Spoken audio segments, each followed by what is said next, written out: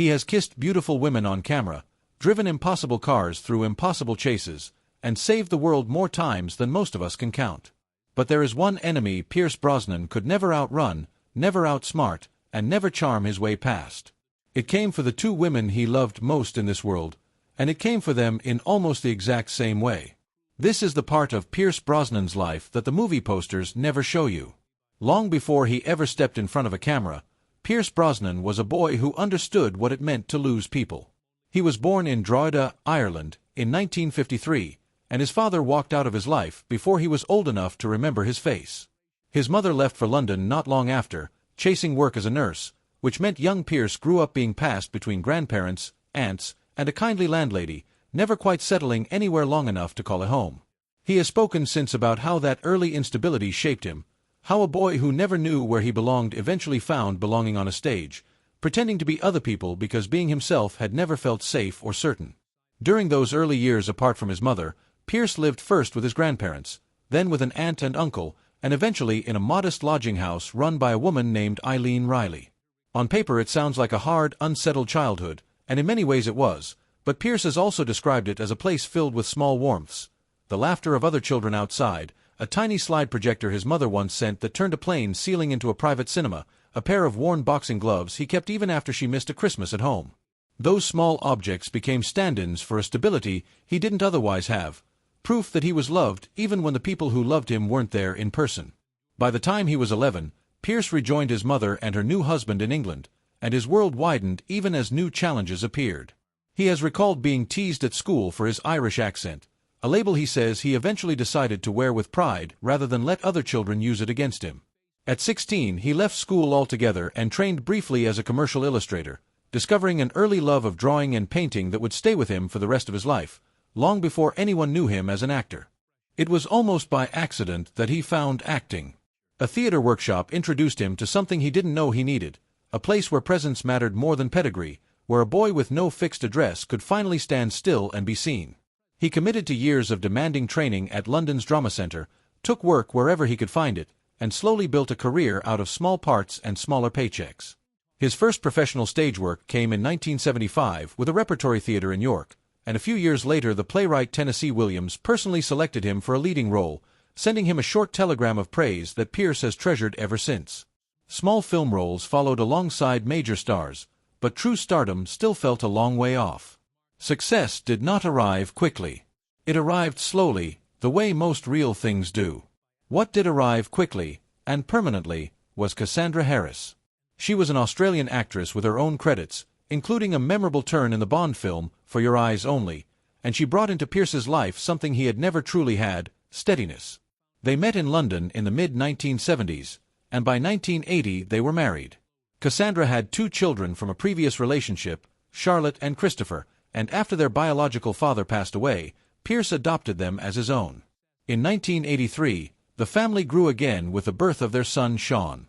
For a man who had spent his childhood being shuffled from house to house, this was the first real home he had ever built for himself, and he built it with intention. There was something almost cinematic about the way fame and heartbreak arrived in his life at nearly the same time. In 1982, Pierce landed the role of Remington Steele, a charming, mysterious con man playing detective, and the show made him a star. Audiences noticed his easy charisma, his tailored suits, his effortless cool, and inevitably, the comparisons to James Bond began. In 1986, those comparisons turned into an actual offer. Producers wanted Pierce to become the next 007, succeeding Roger Moore. For about 60 days, it seemed like it was really going to happen. Then NBC, which still held rights to Remington Steele, refused to release him from his contract in time, and the Bond producers walked away rather than share their new leading man with a television network. Pierce later described the moment the deal collapsed in 3 simple words: "That was a blow." He had been walking toward the beach to celebrate with Cassandra when the phone call came instead to take it all away. He kept working. He took a colder, more dangerous role opposite Michael Caine, and a few years later showed a completely different side of himself in a comedy alongside Robin Williams. He proved, again and again, that he was more than a suit and a smile. But underneath the professional disappointment, something far heavier was beginning to unfold at home, something no career setback could compare to. In 1987, while Pierce was filming overseas, Cassandra began to feel unusually tired. Doctors in London delivered the diagnosis: ovarian cancer. It was the same disease that had already taken her own mother years earlier, a fact that would later reveal a devastating pattern running through the women in this family. Over the next 4 years, Cassandra endured 8 surgeries and extensive rounds of chemotherapy. She fought with a determination that Pierce would describe as fierce and unyielding, refusing to let the illness dictate every part of her remaining time.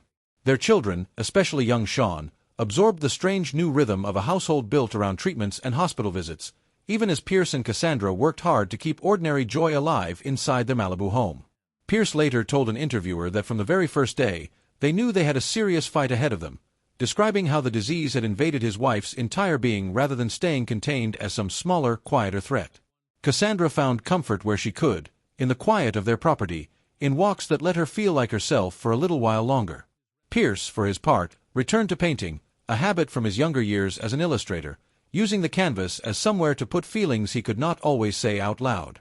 As her condition worsened, the couple grew quieter with each other, not from distance but from the particular kind of closeness that forms when words start to feel unnecessary. In her final days, by Pierce's own account, it was Cassandra who comforted him, helping him move through his own fear and anger even as she was the one facing the end of her life.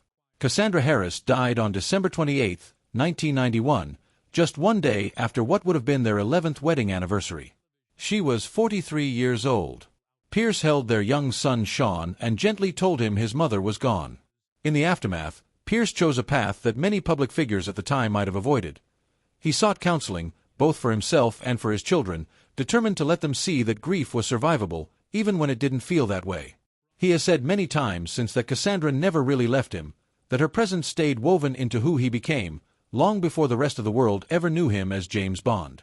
3 years after her death, in 1994, Pierce met a journalist named Keely Shea Smith while in Mexico.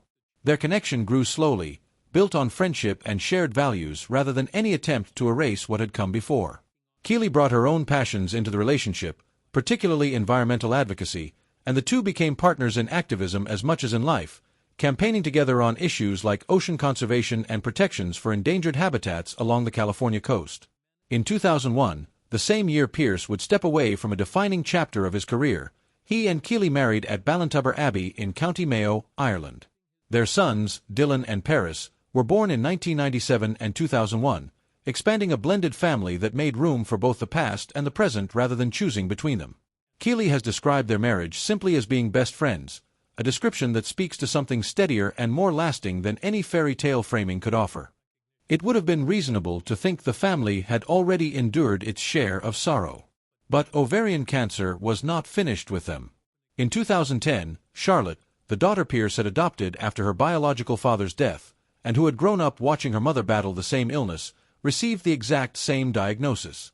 It was, in the cruelest possible sense, a repeat of history, a third generation of women in this family confronting the disease that had already taken Cassandra and Cassandra's own mother before her. Charlotte fought for 3 years. Those close to the family described her as carrying herself with remarkable composure throughout her illness, continuing to show up for the people in her life as a mother, a partner, a daughter, and a sister, even as treatment consumed so much of her time and strength. Weeks before she passed away, Charlotte married her longtime partner, Alex, in a small gathering surrounded by family, a quiet act of love and defiance in the middle of everything the illness had taken from her. On June 28, 2013, Pierce Brosnan died in London at the age of 41. In a statement at the time, Pierce said his daughter had fought her illness with grace, courage, and dignity, and that the family's hearts were heavy with the loss of someone they loved so deeply. She left behind her husband and 2 young children. For Pierce, the loss of Charlotte reopened wounds that had never fully closed from Cassandra's death more than 2 decades earlier. He has spoken about how the same disease, striking the same family twice, felt like being pulled back into a grief he thought he had already survived. In 2014, he appeared at a Stand Up to Cancer broadcast and spoke publicly about losing both his wife and his daughter to the same illness, using the moment to draw attention to a disease that had taken so much from the people he loved most. It was a rare, raw glimpse of a man the public mostly knew through fictional heroics, showing instead the quiet, real cost that heroics never have to pay. Through all of this, Pierce's professional life continued to move forward, sometimes in step with his personal struggles and sometimes almost in spite of them. He finally became James Bond in 1995 with Goldeneye, stepping into the role that had slipped away from him nearly a decade earlier, and he would go on to play the character across 4 films throughout the following years. When his time as 007 ended in 2004, it came, by his own description, without any grand goodbye, just a phone call informing him the producers were moving in a different direction.